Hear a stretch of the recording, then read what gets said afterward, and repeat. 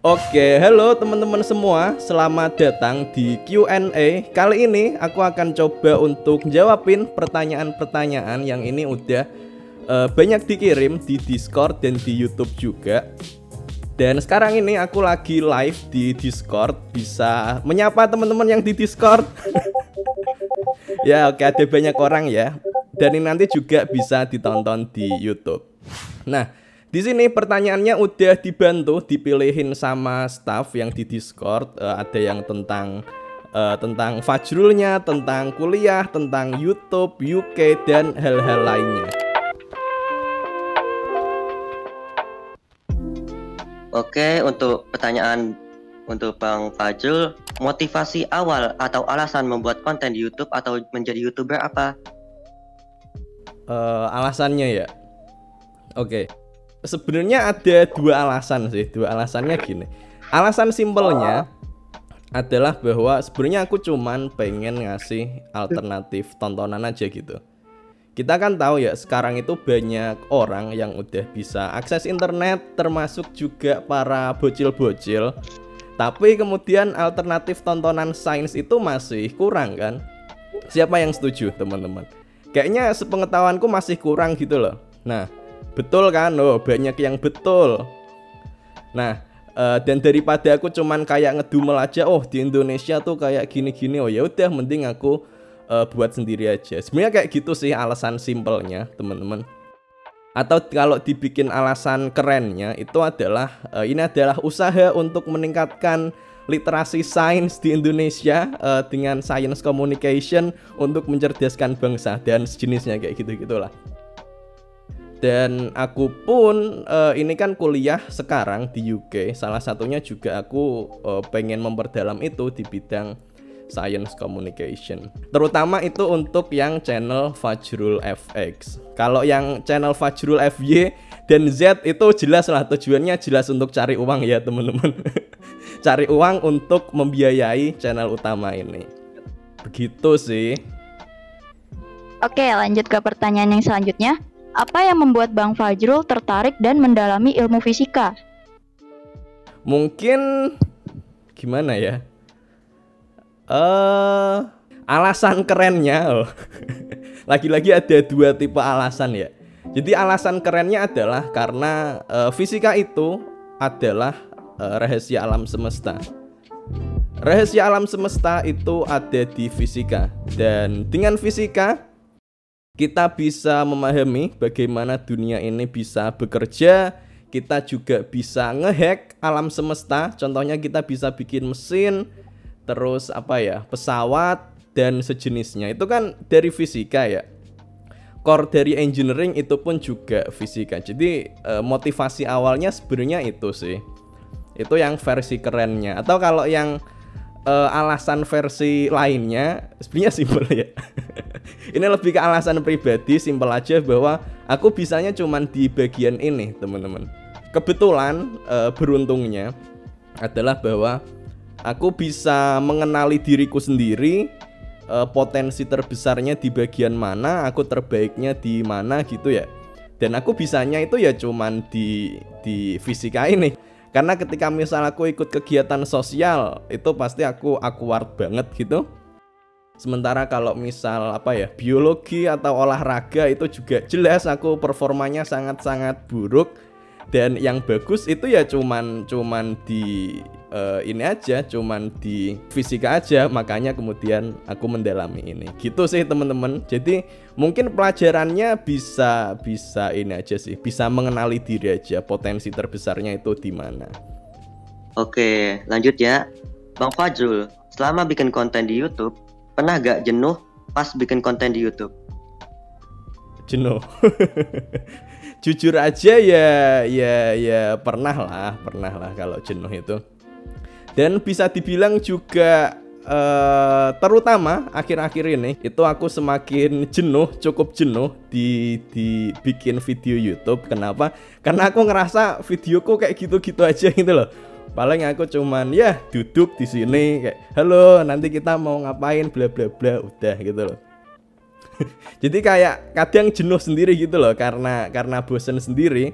Pernah cukup rada jenuh kayak gitu. Cuman itu jenuh yang biasa aja gitu loh, bukan yang sampai oh aku pengen berhenti, enggak. Paling aku tinggal tidur bentar gitu juga besoknya udah fresh lagi.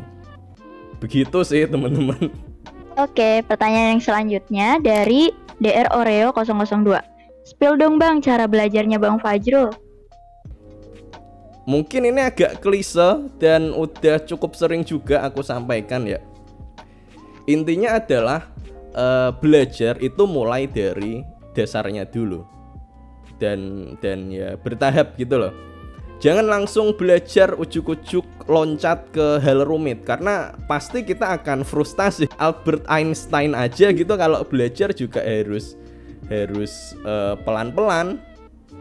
Dari dasarnya baru kemudian makin advance dan seterusnya. Jadi jangan lompat teman-teman. Dan belajar itu sebaiknya adalah dilakukan secara rutin. Misal belajar 10 menit setiap hari sama belajar sejam tapi seminggu sekali, itu bagusan yang mana kira-kira teman-teman? Mungkin ada beberapa versi dan ini bisa dikembalikan ke masing-masing orang. Tapi kalau menurutku yang lebih bagus itu adalah yang belajar rutin yang 10 menit setiap hari. Itu aku pribadi ya. Silahkan nanti disesuaikan juga sama keadaan teman-teman kayak gimana. Dan terutama untuk teman-teman yang masih pada sekolah, ini bisa diterapkan. Jadi ketika pulang sekolah sampai kamar itu cobalah sempetin bentar aja untuk baca bukunya gitu, 5 menit aja, biar otak nge-refresh apa yang tadi udah dipelajari di sekolah. Begitu juga sebelum nanti berangkat sekolah, itu coba disempetin untuk baca dulu materinya nanti yang akan dipelajari itu seperti apa. Nggak usah lama-lama, 5 menit aja, itu menurutku udah cukup efektif. Oke, lanjut ya. Pertanyaan kelima, Bang Fajrul, udah lulus kira-kira kontennya apa? Lulus kuliah? Iya mungkin. Oh oke. Secara garis besar tentu nggak banyak berubah ya teman-teman, karena balik lagi videoku itu fokusnya kan kayak tentang sains, dan aku udah bikin ini dari sejak sebelum berangkat ke UK juga gitu loh. Jadi ketika aku lulus kuliah ya videonya tetap kayak gitu. Dan aku sendiri emang ketika di YouTube nggak pengen yang terlalu mengasosiasikan diri kayak kuliah di luar negeri atau yang di UK banget, karena kalau misal kayak gitu nanti ketika aku pulang udah nggak punya video lagi gitu lah aku. Dan makanya itu juga tak bedain di channel yang lain. Dan kalau yang di Fajrul FX itu adalah bagian yang utama. Tentu aja ketika nanti aku lulus kuliah isinya tetap tentang sains. Nanti ini sih aku ada rencana untuk meningkatkan lagi lah dari segi isinya, banyakin eksperimen. Dulu kan aku pas di rumah masih bisa ngelakuin banyak eksperimen ya. Kalau di sini kan jarang. Nah, paling rencanaku itu terus juga ada project-project menarik termasuk yang di luar YouTube. Cuman itu rahasia. Aku belum nyaman untuk menyampaikannya, jadi ditunggu aja lah. Intinya semoga bisa lebih baik lagi nanti. Karena ada banyak hal yang akan aku kerjakan nanti setelah lulus kuliah. Gitu. Oke, pertanyaan yang selanjutnya, Bang Fajrul kalau udah nyampe 1 juta subscriber mau ngapain aja nih? Ngapain ya? Usul teman-teman, usul, coba usul. Ada meet and greet Kak. Meet and greet mah gak ada yang dateng. Ya, seperti kata Andre, jadi ketika 1 juta subscriber aku akan face reveal teman-teman.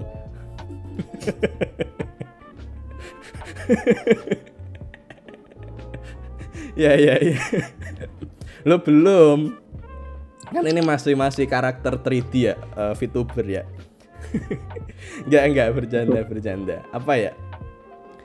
Enggak ada sih, aku enggak ada rencana spesifik karena gimana ya?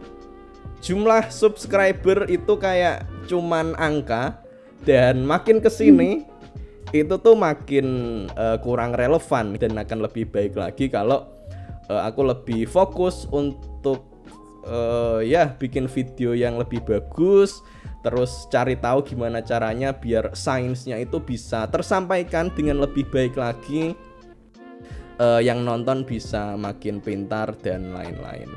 Itu sih. Pertanyaan dari Showboy, pertama kali bisa programming kapan Bang? Dan bisa bahasa apa aja?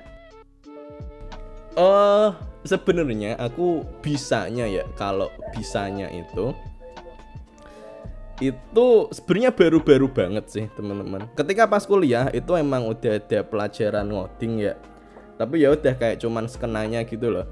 Tapi kemudian pas ketika aku udah lulus, udah lebih banyak waktu luang, itu aku lebih banyak ngeotak-atik. Dan untuk bahasanya, aku fokusnya itu adalah di Python. Udah Python tok itu aja yang aku bisa. Yang lain itu cuman aku pelajarin sekenanya lah.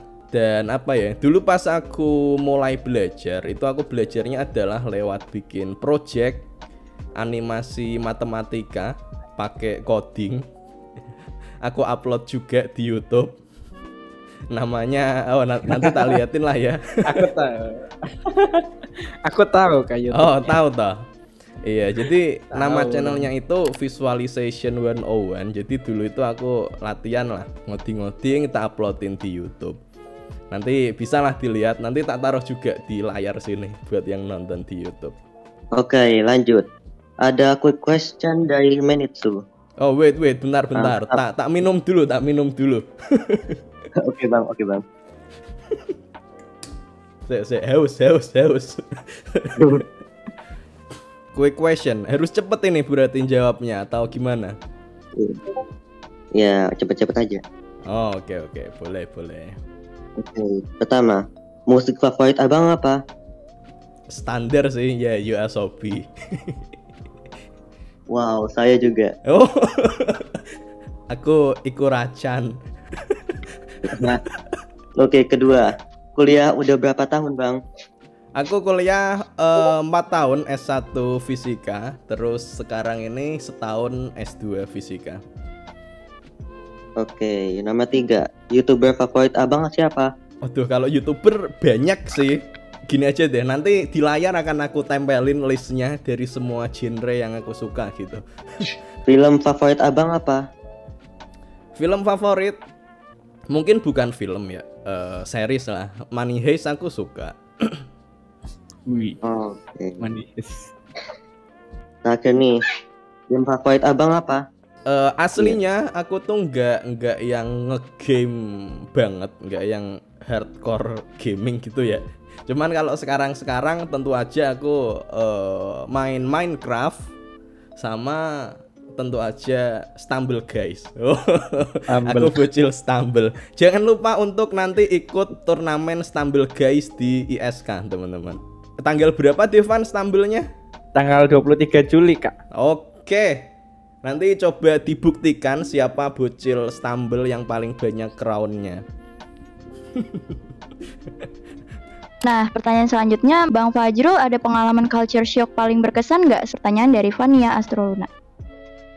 Sebenarnya bukan culture shock juga sih.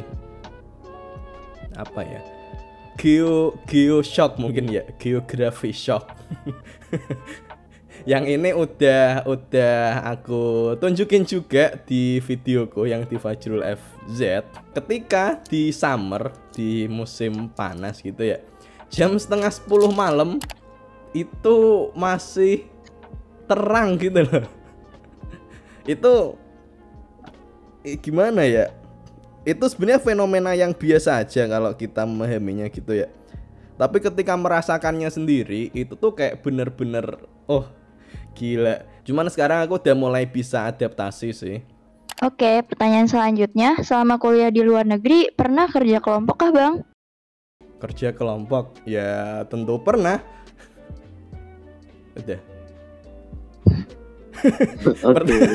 Pertanyaannya kan pernah atau enggak ya?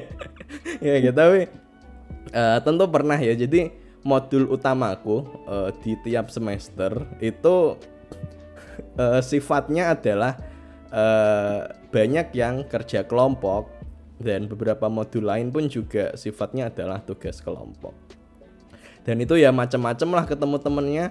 sama aja kayaknya deh sama yang kerja kelompok di sini. Maksudnya adalah kalau kelompoknya bagus itu bisa bekerja sama bareng-bareng, tapi kalau kelompoknya yang rada kurang bagus itu ya nanti mesti ada yang nggak kontribusi lah dan lain-lain. Sama aja ternyata itu. Iya, di sini pun tetap ada jadi beban gitu loh. Lanjut dari Luka, Bang Fajrul, biaya hidup per bulan di Cardiff berapa? Mungkin gampangnya bisa langsung dari ini aja mungkin ya. Dari nilai biaya bulanan beasiswa yang aku terima. Jadi uang dari LPDP itu sebulan adalah 1050 pounds, 20 juta. 14 jutanya itu aku pakai untuk bayar tempat tinggal, yang mana itu aslinya kebanyakan. Dan sisanya 6 juta itu buat hidup di sini.